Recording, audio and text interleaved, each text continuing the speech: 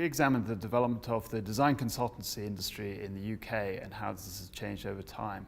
In particular, we were interested in how firms reacted to the emergence of the new opportunity space of digital design, which emerged when the internet came along in the mid-1990s. We were particularly interested in which firms chose to enter this design space and which firms chose to keep out of it.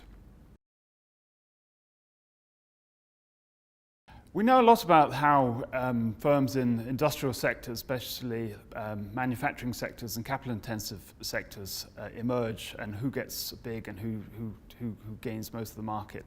We know a lot less about how service firms emerge and develop, especially in creative and professional services. So we were interested in these sectors and how they develop.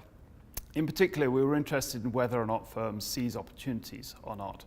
So from an entrepreneur's perspective, it's interesting to know whether other firms are likely to enter into a new space or keep out. And from a policymaker's perspective, you might want to know whether existing firms are likely to take up opportunities or whether they're likely to pass them by.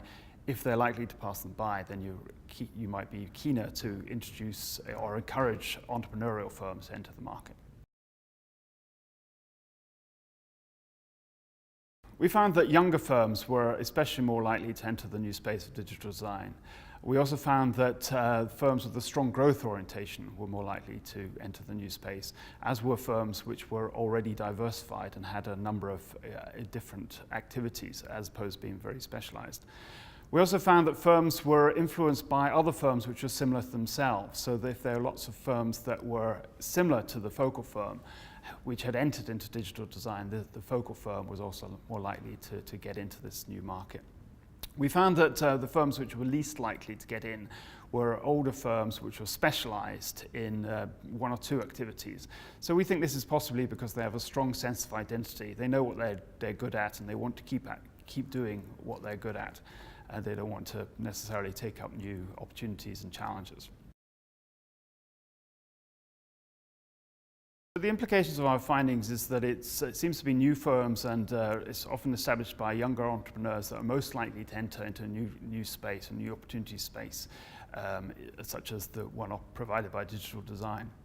So from an entrepreneur's perspective, if you're a young entrepreneur and you're thinking about starting a business, you possibly should be less deterred by the existence of other businesses which you might think are in closely aligned business areas, as often incumbent businesses are slow to take up opportunities. So there's a positive message for young entrepreneurs seeking to start up their own businesses.